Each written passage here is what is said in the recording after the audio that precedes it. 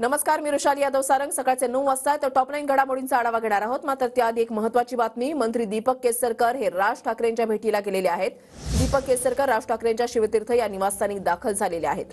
दीपक केसरकर यांच्यासोबत पालिकेचे अधिकारी सुद्धा पोहोचलेले आहेत. महत्त्वाची बातमी आपण पाहताय. दीपक केसरकर हे आता राज ठाकरे यांची भेट घेण्यासाठी राज ठाकरे यांच्या निवासस्थानी पोहोचलेले आहेत आणि त्यांच्यासोबत पालिकेचे अधिकारी सुद्धा आहेत.